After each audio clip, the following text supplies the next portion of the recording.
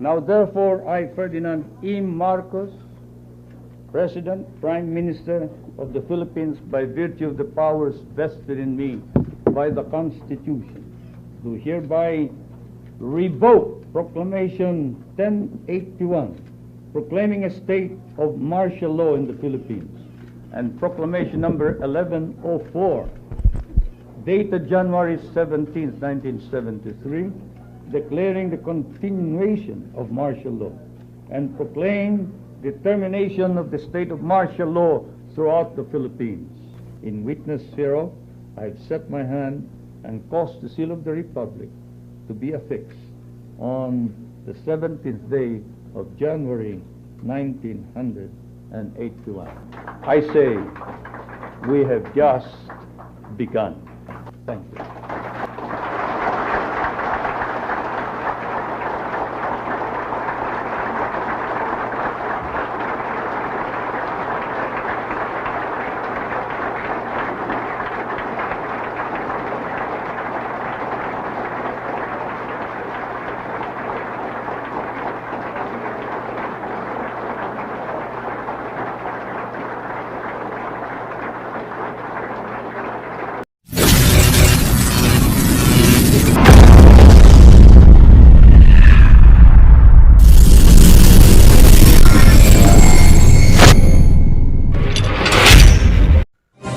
Isang mapag-alang araw po sa ating lahat, mga kasangga.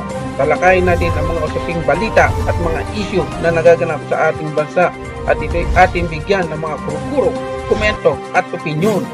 Ilahad natin ang tunay na pangyayari na dito lang natin mapapanood sa social media na dilingid sa ating kaalaman na ang bang mainstream media ay hindi nila ipinapahayag ang katotohanan. Mga kasangga, kung hindi ka pa nakakasunod sa aking channel, pakipindot ang subscribe at isama mo na rin ang notification bell button para updated ka sa lahat ng ating mga usapin.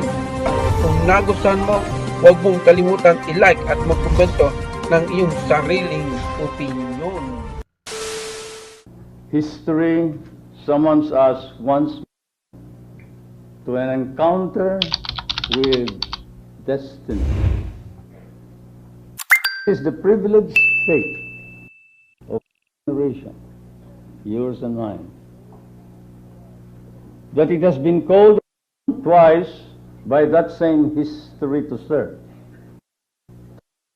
Life and honor in the hour of crisis and the hour of need.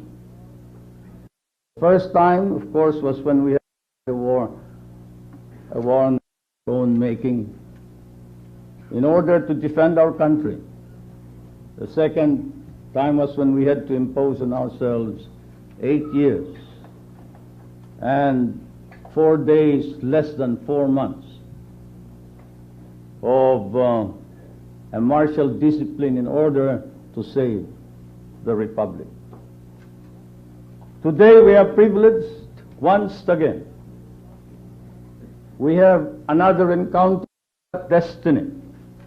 The magnitude of this moment necessarily brings us back to the very first crisis in the life of our people, when nearly a century ago our forebears in Pugadlawin, Tirad Pass, in Kawit, in Malolos, offered their lives, their happiness, and most valuable of all, their sacred honor to a quest that we pursue to this very day, the great quest for a new society.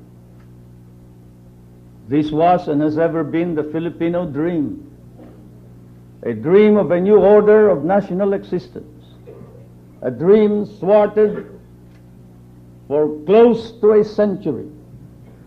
We have had 100 years of solitude, a century of alienation from one another, 100 years of humiliation and distorted values.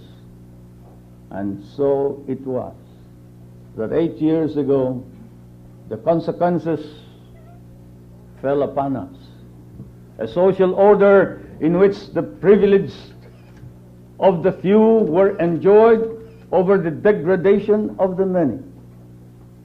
In some, the social indifference of the elites spawned the rebellion which we then call the rebellion of the poor, in which legitimate grievances were exploited by conspiracy and subversion to bring about the destruction of the Republic of the Philippines.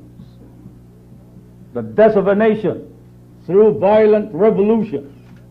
Indeed, the perils which threatened the Republic then were brought about principally by the failure of the elites, the oligarchy, incarnated in a political society which deluded rather than educated the masses of our people in the ways of an authentic democracy. We had a political and social culture that was dominantly populist and opportunistic. History has shown to us how societies are saved and regenerated in various ways. In the few years, the kings curbed the excesses of the ruling barons, or vice versa. At other times, checked the abuses of kings. Still in other periods, governments protected the common good against the rapaciousness of the ruling class. An example from recent memory was President Franklin Delano Roosevelt's proclamation of the New Deal. Essentially, this was what we have since called the revolution from the center, which bought time for our people so that they could muster the strength to stem the tide of turmoil and rediscover their solidarity. The old Constitution, colonial it was, approved by an alien power as it was, nevertheless provided the legal and peaceful means for this quiet revolution. We were to have cherished and protected it, and we now have a new charter whose ratification we celebrate today, which we must cherish all the more, for it is our very own, for it brings together a new system, a new policy, and the resurgent spirit of a new people. There are those who would denigrate this Constitution. I am afraid they live in the past of their lost glories, a past when the freedom and the happiness of a few were held up as the freedom and the happiness of the many. It was a night or of a remembered greatness, shall we say. I am moved to recall how 16 years ago I appealed for the support of our people with an invitation to greatness. 7 years later, the gravest peril was upon us, menacing our lives and freedom, freedom of generations yet to come. Anarchy, assassination, arson, pillage, destruction, immobilization of the economy, destruction of public buildings, and the proclamation that the new government would take over the Republic of the Philippines. I saw that crisis as the test of Filipino greatness, and I was elated that our people shared my vision. That crisis, my friends and my countrymen, is far from over, but we have proven ourselves in the past 8 years to be equal to any such crisis. To be sure, it had been necessary, imperative, to resort to the discipline of martial law, to summon the to its sworn duty to defend and protect the Republic. But as events showed, contrary to our detractors, Cassandric warnings, our armed forces performed honorably and well. In accordance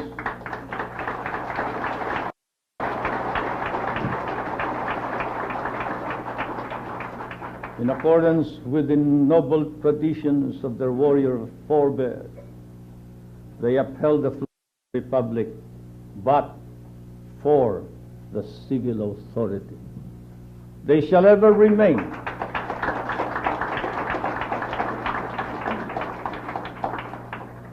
as a model, as an example that shall be set up.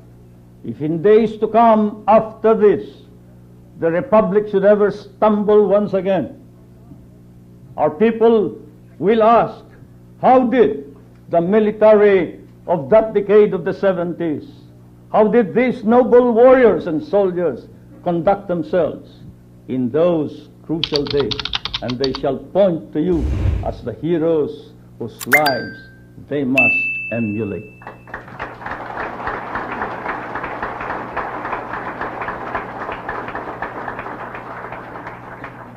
Yes, we owe them the highest commendation.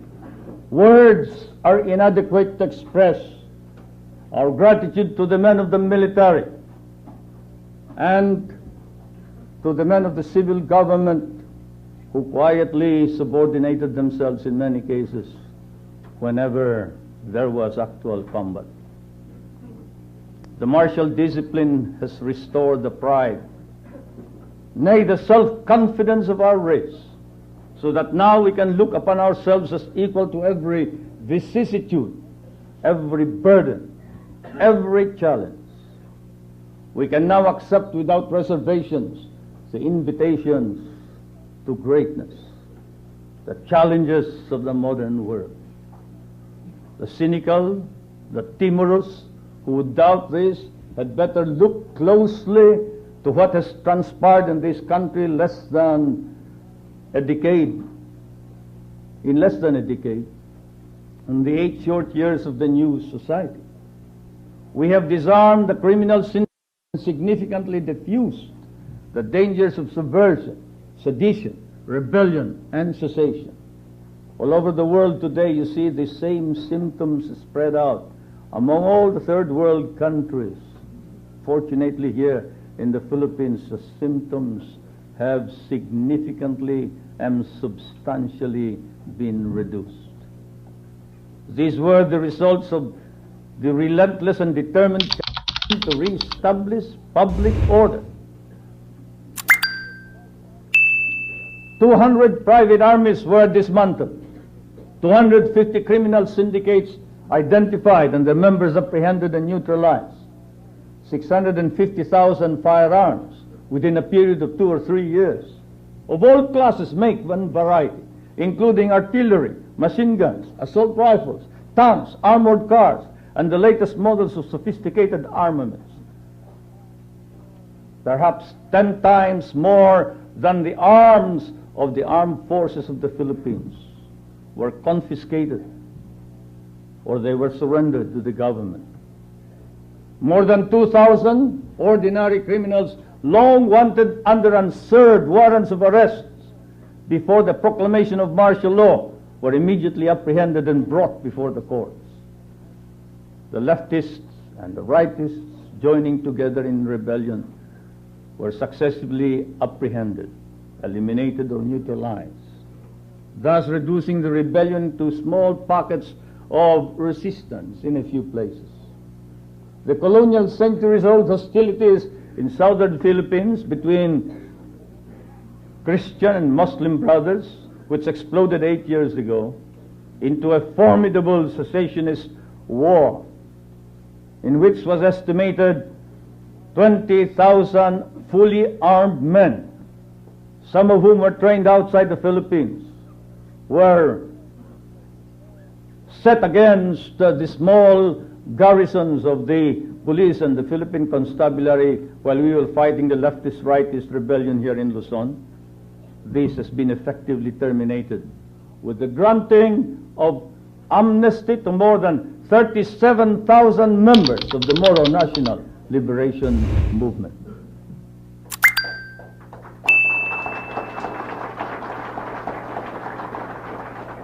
This, plus the establishment of the two autonomous governments in regions 9 and 12, effectively terminates that movement. The armed forces of the Philippines and the intelligence agencies have succeeded in apprehending and immobilizing the leaders and the members of the Partido Nagkaisang Socialista Demokratiko ng Pilipinas, or SOCDEM, which differs from all other socialist parties in that it promotes violence. And so have the armed forces and the intelligence apprehended the leaders and members of the Light of Fire movement, which seems to be the umbrella organization covering all those involved in terrorism, bombing, kidnapping, arson, blackmail, as well as plots and conspiracies for the assassination of leading personalities in the military and in the civil government. But more than this, we have transformed the lives of millions of our countrymen. Land reform, the principal cause of the Hukbalahap uprising, because of the repeated failure of the landowner-controlled Congress to redress the grievance of centuries, was instituted. Some of you who are listening to me now belong to that rebellion, but you have joined the new society. I see here Mr. Luis Taruk, Assemblyman of representing left. I see many of the rebels from the south attending here. I see Al Kalwan, the original field marshal of the Moro National Liberation Front. I see Commander Roni. I see Jamil Lukman. I see all these rebels who have raised the flag of intransigence against the Republic of the Philippines now joining hands in order to strengthen this commitment to the Republic for the maintenance of public order all over the land.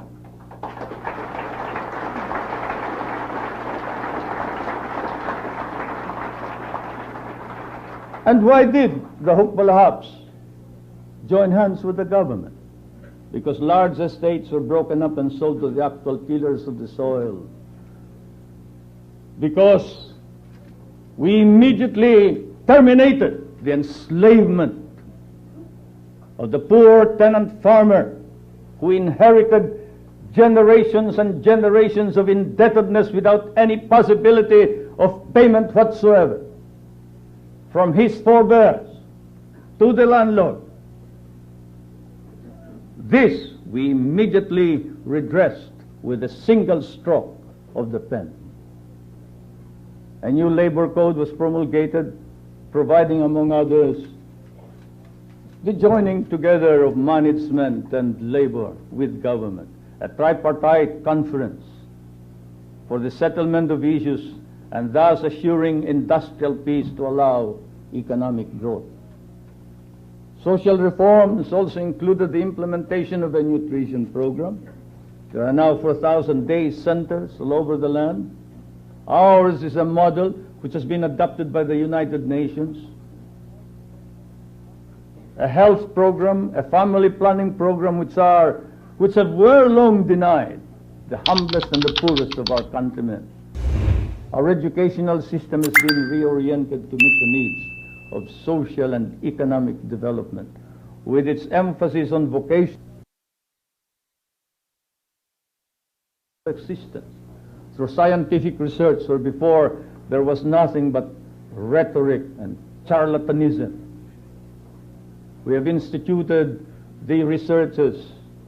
We have created an institute of plant breeding and created exotic varieties of plants that bid well to increase our harvest. And now we have started an institute of microbiology which shall utilize the new science of recombinant DNA. In the administration of justice, which again caused the rebellion of the poor in our old society, we have assured our people expeditious, inexpensive, and democratic justice with the organization of barangay courts. The interim Batasang Pambansa is in the process of reorganizing the judicial system of government with the participation of the Supreme Court, with the aim in view of eliminating delays, bottlenecks, and clogged dockets in the courts, as well as the elimination of its unworthy members, few as they may be. Our government has succeeded in reorganizing the National Prosecution Service and creating a nationally pervasive, free legal service. Under the Ministry of Justice, we thus give substance to that constitutional and moral mandate that every man shall be entitled to his day in court. The political transformation, above all, assures us of a truly democratic system. The organization of the barangays has brought about an explosion of political participation, as evidenced by the militancy of its members and by the participation of 23 million voters, whereas before, in 1969, there were only 8 million voters. I place my fervent hopes on the barangays and on the Sangguniang.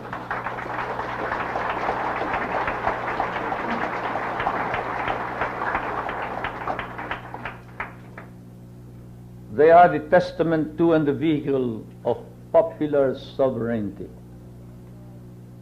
With the barangays, power indeed has been returned to the people. Mabuhay ang mga barangay.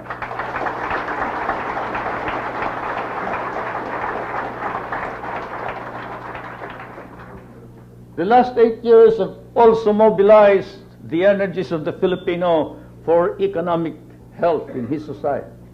And I believe we have yet to demonstrate, we have demonstrated our capacities fully.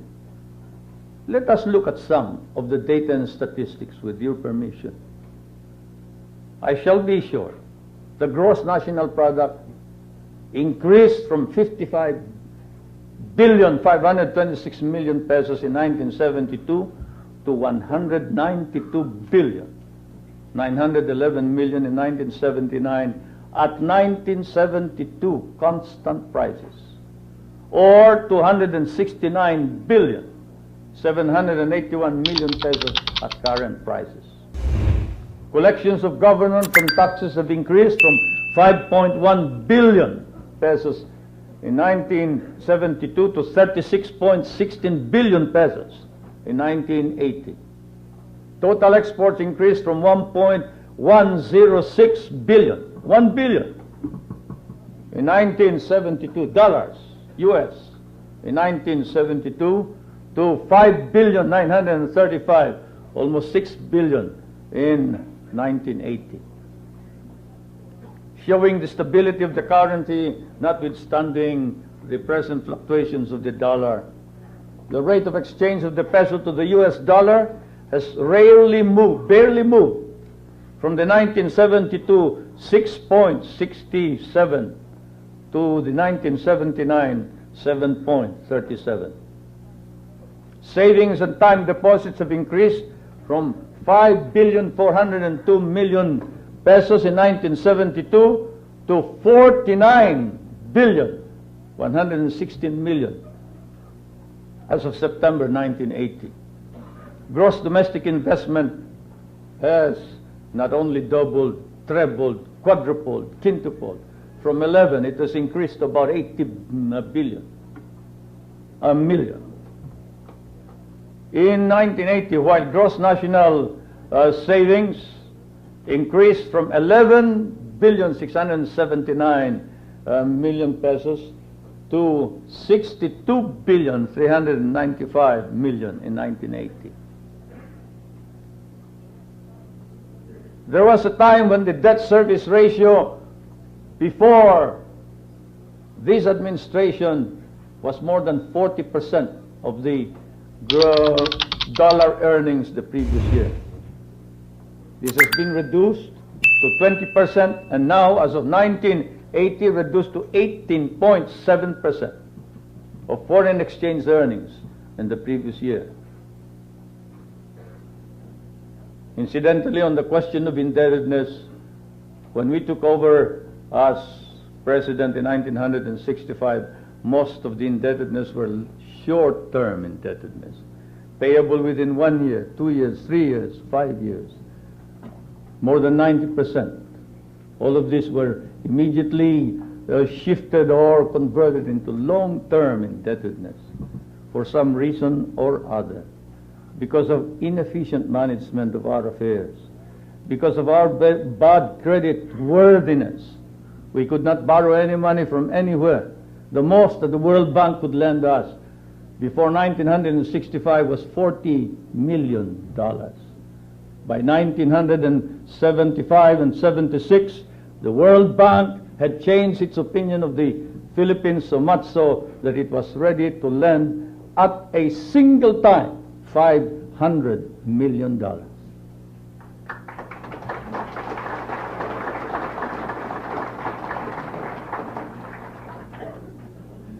But most of these borrowings did not go to government. They went into productive enterprise. The borrowings of government do not go to pay for salaries, or what we in government call ordinary or current expenditures, housekeeping, salaries of officers and employees, as well as furniture, equipment. No. On the current budget, there is always a surplus. Since 1965 to the present, there has always been a surplus in the current budget of the Republic of the Philippines. We have borrowed. Yes, we have borrowed, but only for purposes of productive enterprise. These are the self-paying and self-regenerating enterprises which we must support. And incidentally, nobody lends you money if you cannot give a counterpart. The least counterpart that is required is about 50% of the entire cost of the project. Now let's go to international reserves. International reserves were increased from practically zero in 1965. The statistics say $282 million were left in the central bank. When I asked the central bank, however, I was told that our commitments exceeded $300 million.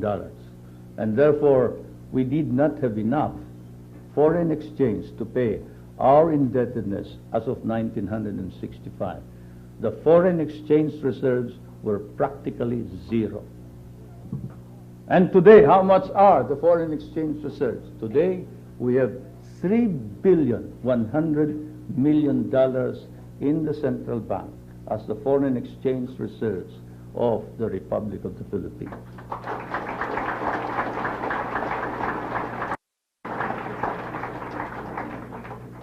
Finally, we speak of social indicators.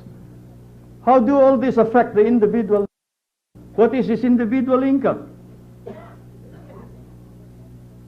The per capita income, if we must talk in terms of all the people, has more than trebled from 214 US dollars in 1972 to 755 US dollars in 1980. And what do these figures mean to our masses, to our people? Some say the rich have grown richer and the poor have grown poorer. Well, we will not say they are blind to the facts. Let us say that they are prone to exaggeration. It is true, of course. The rich will grow richer because they have the funds and the capital, and we have no intention of confiscating private property. It is not a part of the ideology of the new society to confiscate private property and private enterprise. But we shall regulate wealth, and we regulate wealth so it shall not be utilized to brutalize the poor and the weak of our people.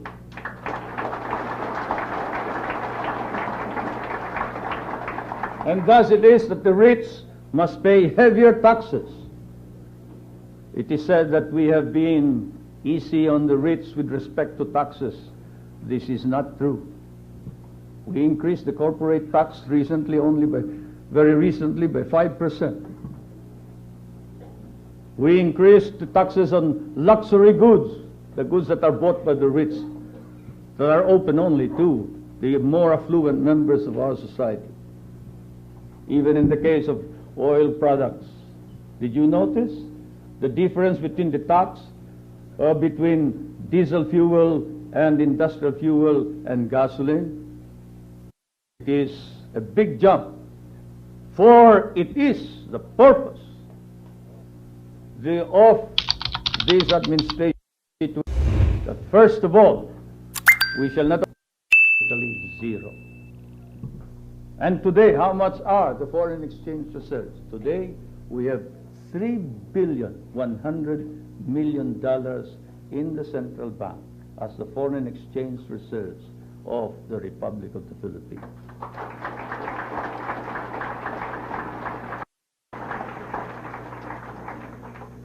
Finally, we speak of social indicators. How do all this affect the individual income? The per capita income, if we must talk all the people, has more than trebled from $214 US in 1992 to $755 US in 1980. And what do these figures mean to our masses, to our people? Some say the rich have grown richer and the poor have grown. Well, let's say they are blind. Let us say that they are prone to exaggeration. It is true, of course. They will grow richer because they have the funds and the capital, and we have no intention of confiscating private. It is not of the ideology of the new society to confiscate private.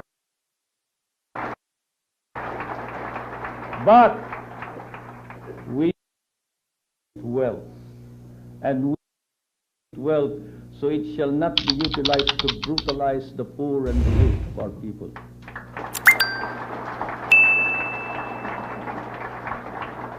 And thus it is that the rich must pay heavier taxes. It is said that we have been easy on the rich with respect to taxes. This is not true. We increased the corporate tax very recently by 5%. We increased the taxes on luxury goods, the goods that are bought by the rich, that are open only to the oil. The difference between fuel, gasoline, it is a big jump, for it is the purpose of this administration to situate, first of all, not only regulate wealth, we shall ask those who are capable and those who participate in harvesting the rewards of a progressive society to contribute what is just and proper to the maintenance of our republic.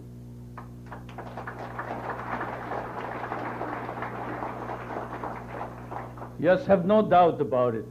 The wealthy have been discouraged from exercising the ways of the old oligarchy.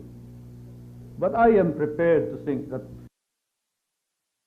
of our people today have developed a social conscience that is growing day by day. How often have they come, the members of the cabinet, offering contributions to worthwhile and noble projects? How often have they quietly done their own planning in order to uplift the poor and the degraded race and people? Let it not be said that because they are rich, they are not patriotic Filipinos.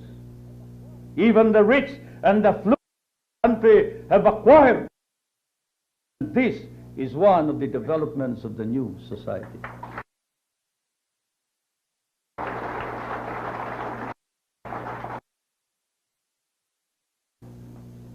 Now let's this as to the distribution. Who cannot that this is a new world altogether, and that income is now seeping into all classes of people. In 1972, the percentage of families with incomes 1,999 pesos and below was 24.3%. In 1979, this had been reduced to 11.2%, or by more than. Let's go to the top. The families with incomes of 30,000 and more. In 1972, there were only 5% of them of the entire population. Now, today, there are more than twice that. There are 12.8% of those who have this high income. And considering that almost all of these families that I speak of live in the rural areas, the new society is set to effectively change the living of the Filipino masses. Finally, the effective minimum wage has increased from 4 pesos and 75 centavos in 1972 to 23.30 to 24 pesos and 70 centavos in 1980. Along with these political, economic, and social transformations, we must count the newly won prestige in the family of nations. Yes, the president of the PhilConsa, Minister Juan Ponsen, really referred to the new prestige, the new status of our country in the United States. Forums of the third world, and we have normalized relations with socialized countries. Before this,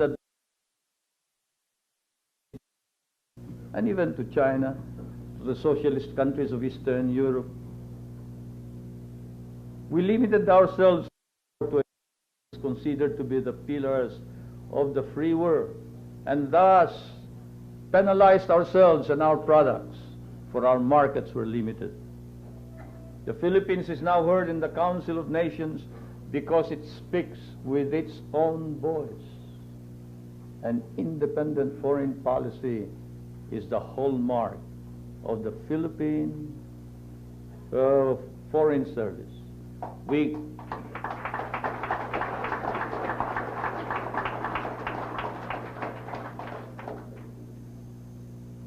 all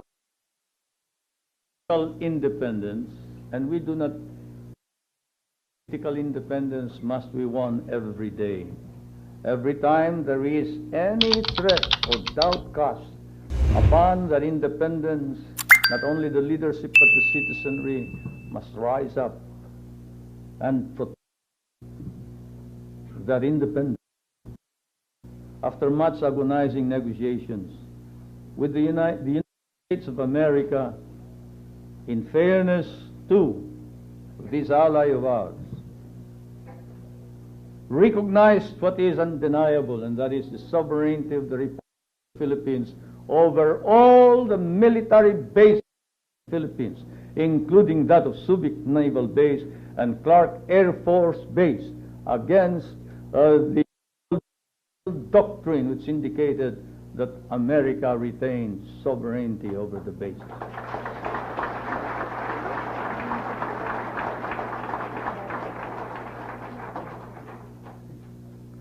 Because of our martial interlude, our defense establishment and our armed forces have quietly established a self-reliant defense posture.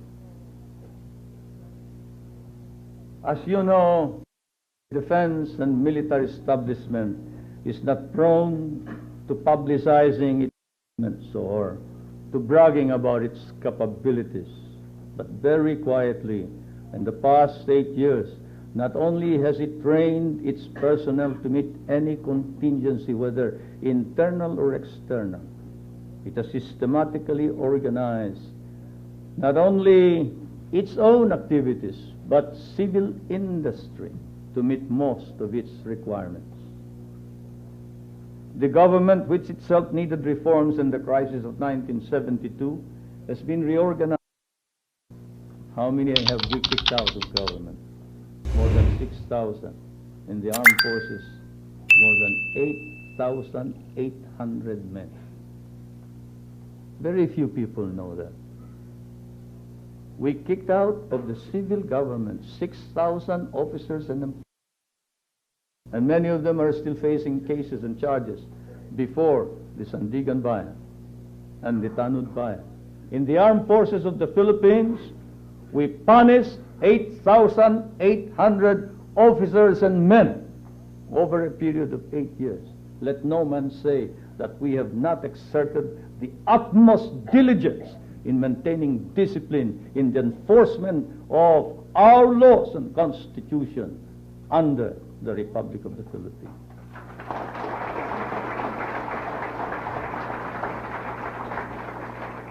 Yes, we have eliminated the undesirable elements, and we will continue the campaign against corruption through the establishment of the Tanud Bayan, which, as you know, is the Ombudsman, and the Sandigan Bayan, which you know is the court for corruption cases.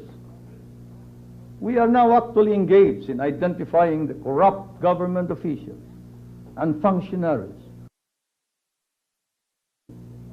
Conscious of the hardships ahead, therefore, we have embarked also on an effort to upgrade the civil service. And now, we have also met head-on this problem and crisis on energy. We have accelerated the energy program, which includes the intensified search and prospecting for oils and gas and other hydrocarbons within our jurisdiction. We have discovered and are beginning to exploit new coal deposits. The entire island of Semirara, we discover, is coal.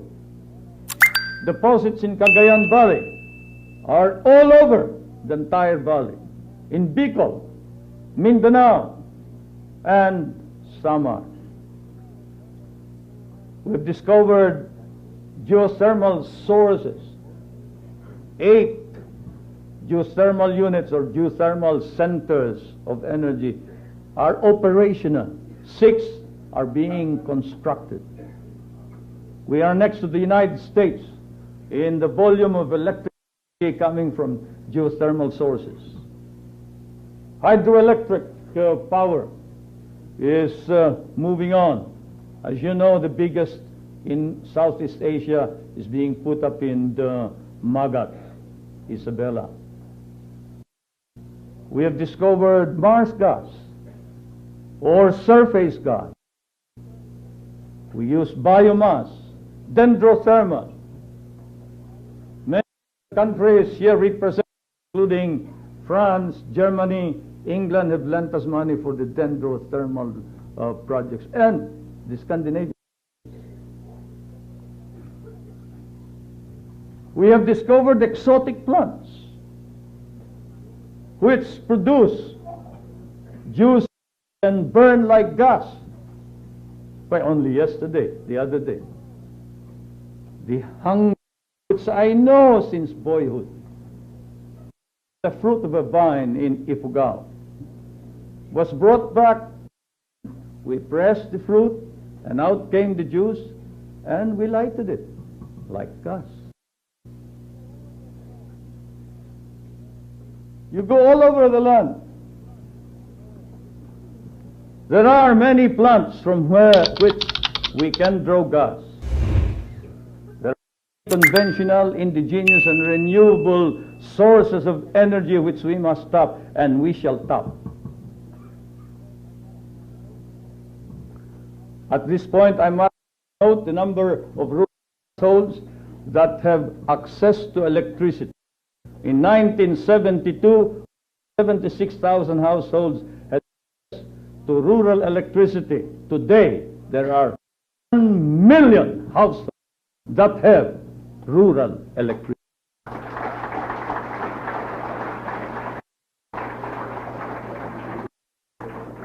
We are next to the United States rural electrification. No other the way we develop rural electrification. This increase is symbolic of the renaissance of the Filipino.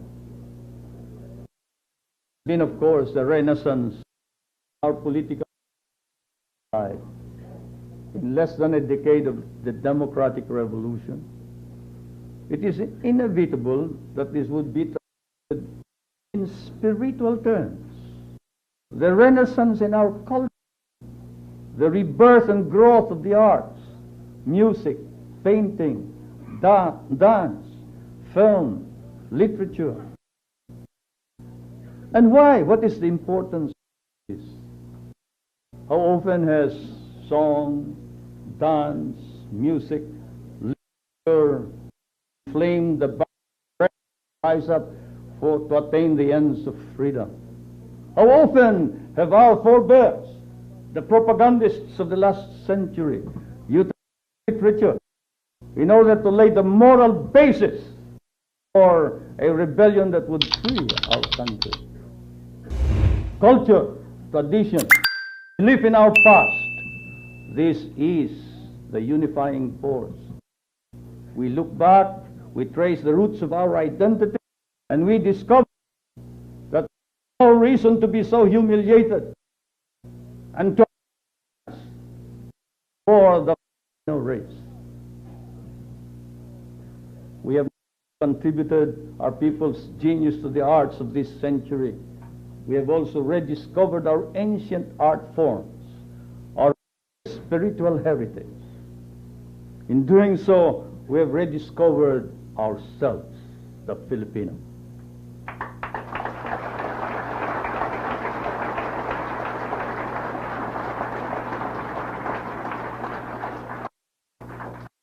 The Filipino reclaimed itself, and this is only the beginning. The last 8 years, what could be achieved through discipline. The 80s will dramatize to us what can be achieved through self or inner discipline. Our wise men of the last century, the essential thing is not to win battles. The essential thing is to win the internal revolution. The revolution within one's, our minds. For in the end, the transformation of a society means the transformation of man. It's man. Thus from this day on, we must be conscious and heed the invitation to greatness. National greatness, as we all know, means two things.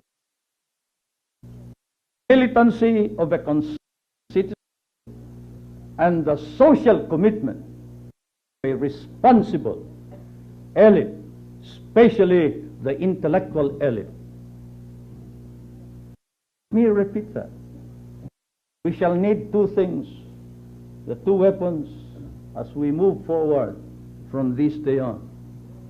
The militancy of a concerned and enthusiastic citizen, and at the same time, the commitment of a motivated elite, especially the intellectual elite of our country.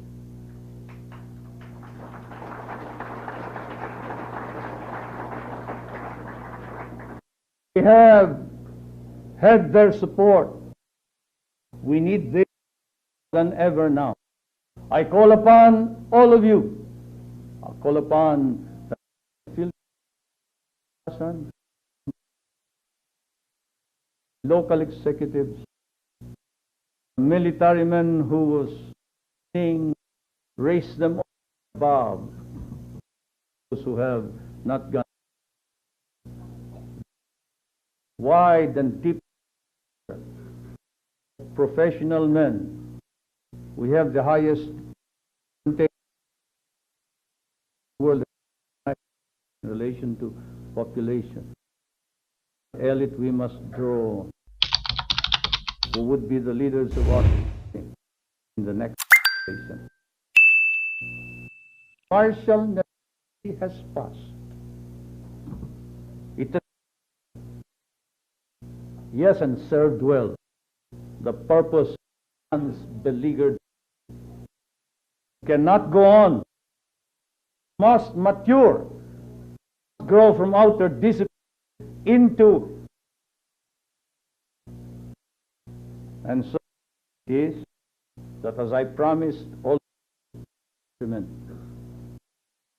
of September 23, 1907, when I announced the proclamation of martial law, which had been signed before. With your support,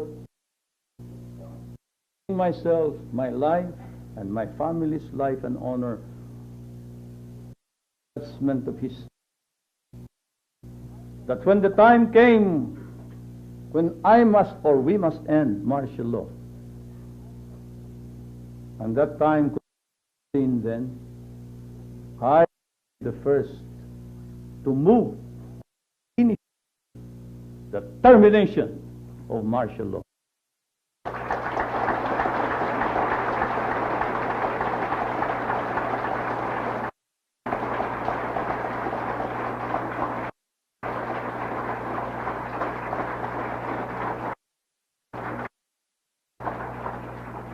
I have listened to you, our people.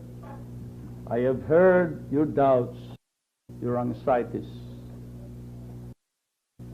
Next, outright into the lifting of martial law. And I have prayed to the Almighty for guidance.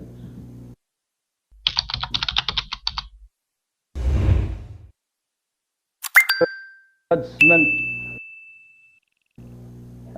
souls that I terminate martial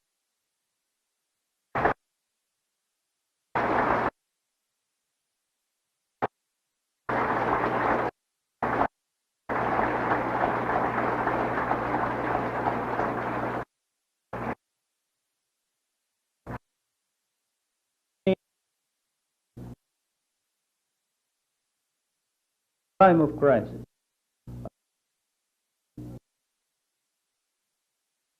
The many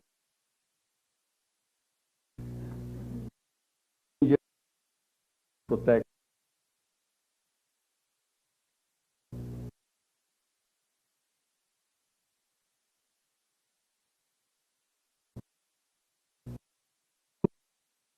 well then. Now I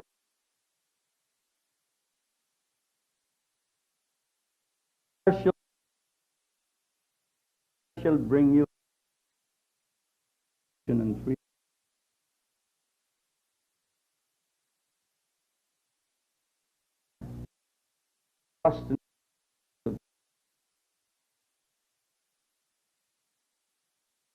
This mark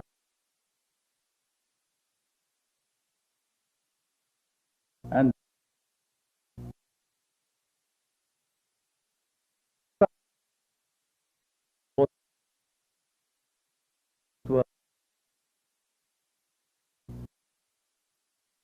final seats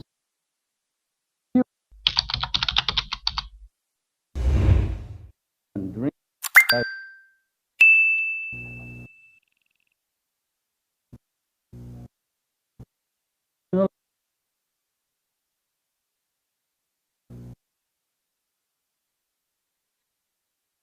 undoubtedly. But we could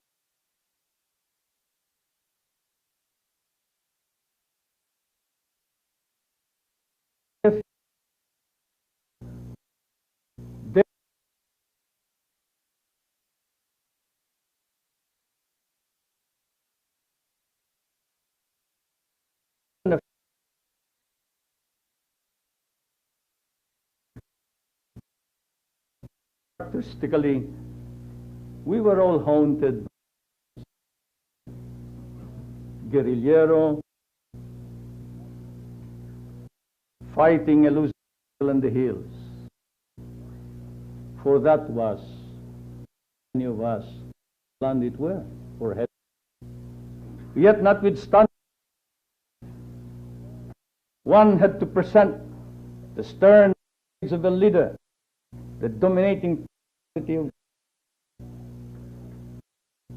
and at the time resolutely promised to each other, if necessary, we would go to the mountains, and if necessary, fight those losing battles with a smile in our lips.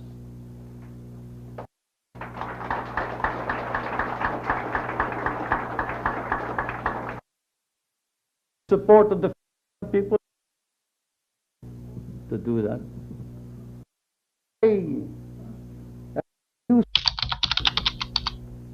Spontaneous unanimity upon the of martial law, you could hear the sigh of relief all over the land, from the north to the south, from the east to the that we retain trust of people.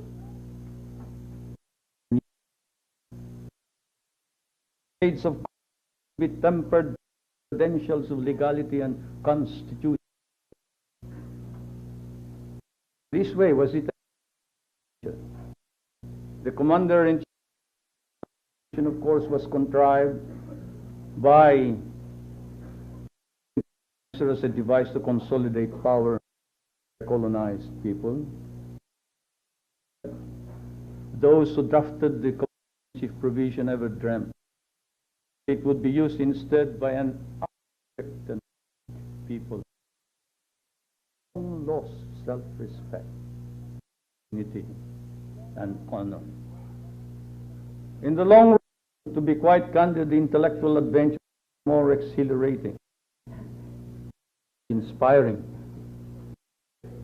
Only the observer will realize that the table had been turned, and the legal weapon in the dark past that was used to browbeat our people down to their knees in submission to alien authority had been captured from the enemy through ingenuity and by some miracle of self-assertion, and used to attain the noble dreams of our people.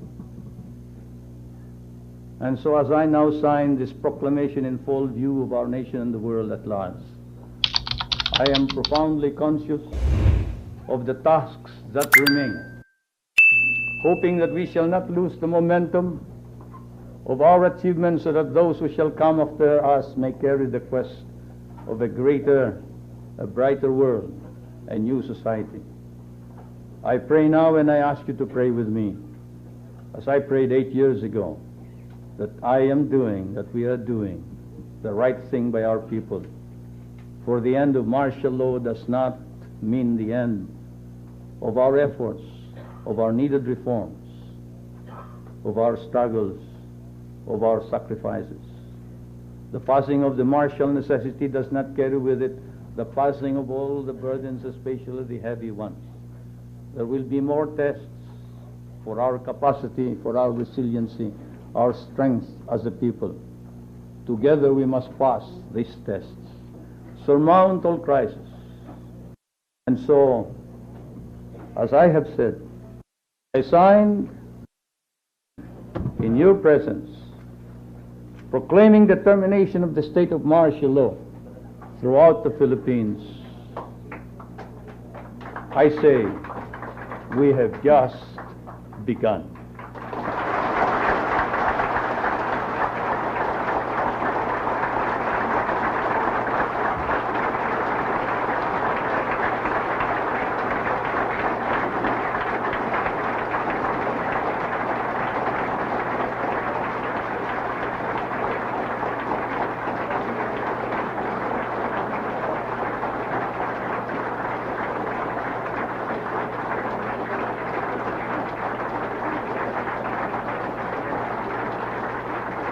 I will now read the dispositive portion of this decree.